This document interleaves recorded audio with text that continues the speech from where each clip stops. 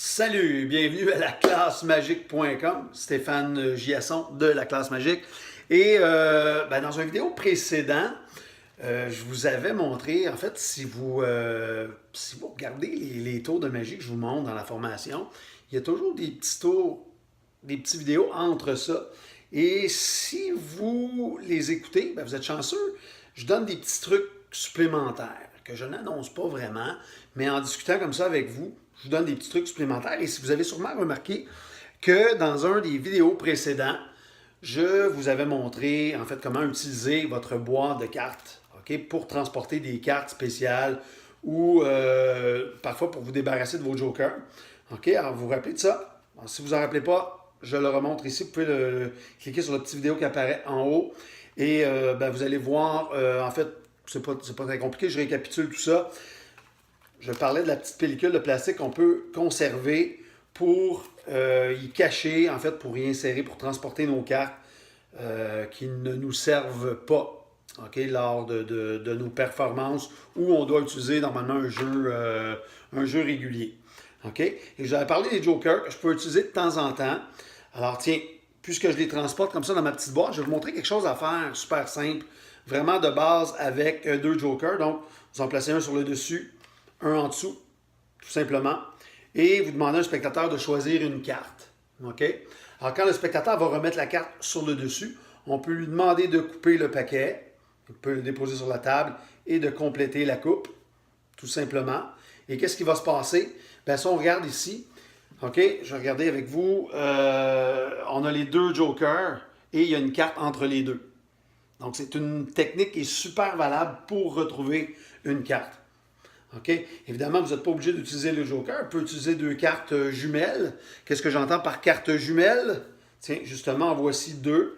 Alors, vous avez la carte de la même valeur et de la même couleur qu'on appelle en langage de magicien des cartes jumelles. Ça, c'est entre vous et moi. Alors, ça, ce sont des cartes jumelles. Alors, la carte jumelle du 10 de trèfle serait le 10 de pique. Alors, mais de base, comme ça, quand j'enseigne la magie aux enfants, souvent, c'est plus facile pour eux d'utiliser les jokers. Ce sont des cartes qu'ils aiment bien. C'est des cartes souvent, on ne sait pas quoi faire avec. Alors, vous en mettez une sur le dessus et une en dessous. Donc, quand le spectateur va... je vais les remettre dans l'ordre. On va les mettre dans le bon ordre. Donc, j'ai un joker sur le dessus et un joker en dessous, tout simplement. Donc, un sur le dessus et un en dessous du jeu. Donc, quand le spectateur va choisir une carte, vous avez compris que en le plaçant ici, il va se trouver à mettre sa carte par-dessus le joker. Et en coupant le jeu et en complétant la coupe, l'autre joker d'en dessous vient par-dessus la carte qui a été choisie par le spectateur. Donc, c'est un jeu d'enfant maintenant de la retrouver. Vous pouvez même faire couper le paquet. Vous pouvez même faire couper le paquet. Ne le mélangez pas par contre. Il ne faut pas le mélanger. Mais si on fait couper le paquet plusieurs fois, juste comme ça ici. Faites pas plusieurs petites piles. Une coupe et on complète, tout simplement. Donc, si on le fait de cette façon-là, la carte va toujours être entre les deux jokers, tout simplement. Comme c'est le cas ici. C'est beau? En coupant comme ça, ce qui risque d'arriver, ça se peut de temps en temps que les gens coupent à cet endroit-là. Parce qu'en coupant de cette façon-là, ça ne change pas l'ordre des cartes. En fait, oui, les cartes vont changer d'endroit, mais, comment je dirais ça, ils ne seront jamais mélangés.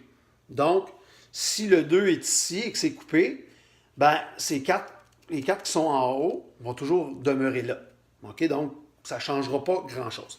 Donc, ce qui peut vous arriver, comme je vous disais, en coupant, c'est que vous vous retrouvez avec un joker sur le dessus et vous vous retrouvez dans le fond dans cette situation-là. Donc, c'est pas bien compliqué. Tout ce que vous avez à faire, c'est imaginer que si on le coupait encore une fois comme ça, entre les deux jokers, il y aurait le 2. Donc, les scénarios qui peuvent arriver, c'est celui-là, que le joker se retrouve sur le dessus, que le 2 se retrouve en haut, comme ça ici. Donc, en étalant les cartes, vous allez bien comprendre que si vous transférez elle ici, vous savez quelle carte a été choisie par votre spectateur. Donc, c'est pas plus compliqué que ça. Comment retrouver une carte en utilisant vos deux jokers? Voilà. Alors, je vous laisse là-dessus. Bonne pratique tout le monde.